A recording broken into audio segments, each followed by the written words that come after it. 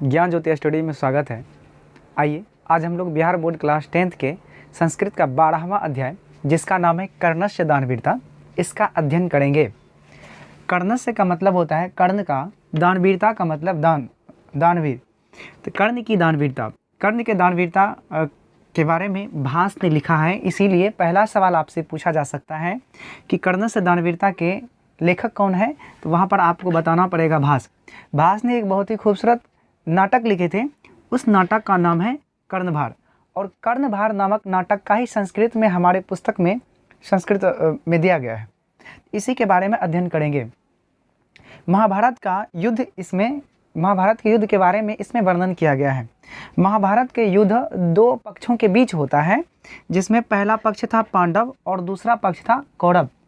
पांडव पक्ष की ओर से अर्जुन युद्ध लड़ रहे थे, जबकि कौरव पक्ष की ओर से कर्ण युद्ध लड़ रहे थे। दोनों जब कुरुक्षेत्र में आमने सामने होते हैं तो अर्जुन के पिता इंद्र को भ्रम हो जाता है, और यह वास्तव में क्यों नहीं हो, क्योंकि अर्जुन और कर्ण की यदि हम तुलना करें तो अर्जुन बहुत बड़े धनुर्धर थे, जबकि कर्ण भी बहुत बड़े धनुर्धर थे। लेकिन अर्जुन कहीं ना कहीं कर्ण से कमज़ोर थे। वह इसलिए कहे कि कर्ण के बचपन से ही कर्ण के शरीर में कवच और कुंडल था। कवच कुंडल जब तक कर्ण के शरीर में रहता तब तक कर्ण मारा नहीं जाता। इसी भय से इंद्र को लगा कि यदि दोनों के बीच में युद्ध होता है तो हमारा पुत्र अर्जुन मारा जाएगा। इसीलिए इंद्र ने एक साधु का वेश धारण करते हैं, और साधु का वेश धारण करके कर्ण के पास चला जाता है और कर्ण से भिक्षा मांगते हैं। जैसे कर्ण के पास आते हैं, हमने यहाँ सारी बात लिख दी है। कर्ण के पास आते हैं साधु के वेश धारण करते हुए इंद्र, और तब कर्ण उसे प्रणाम करता है, बदले में वो आशीर्वाद उसे देते हैं। साथ ही साथ इंद्र कहते हैं कि हमको बहुत बड़ी भिक्षा चाहिए। तब कर्ण कहते हैं बहुत बड़ी भिक्षा, आपको हम 1000 अलंकृत गाय देते हैं। अलंकृत का मतलब सुसज्जित, सजा हुआ। कहते हैं कर्ण आपको 1000 अलंकृत अर्थात सुसज्जित गाय देते हैं।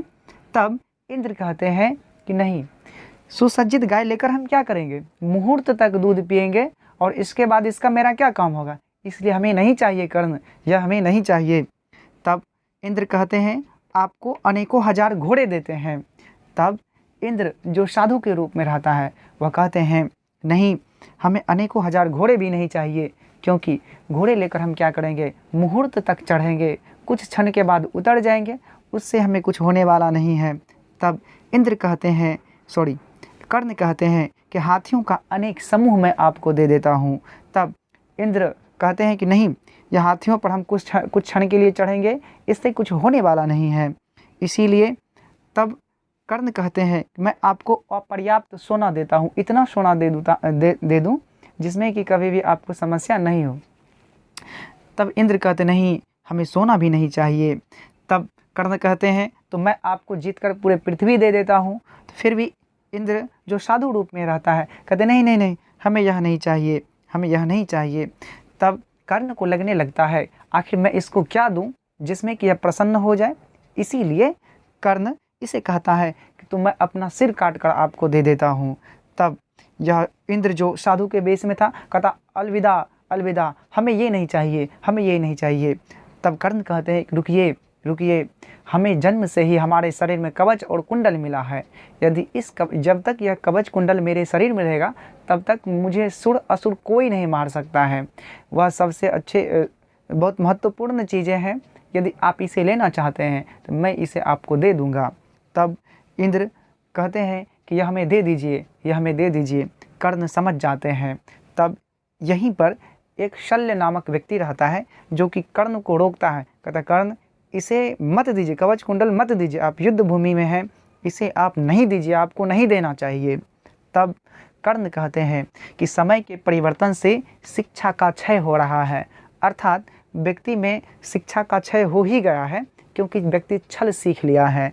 और कहते हैं कि देखिए शल्य कि अच्छे ढंग से जड़ जमे पैर भी गिर सकते हैं, जलाशय से जल सूख सकते हैं, लेकिन दिया हुआ दान स्थिर रहता है, इसीलिए दान देना चाहिए।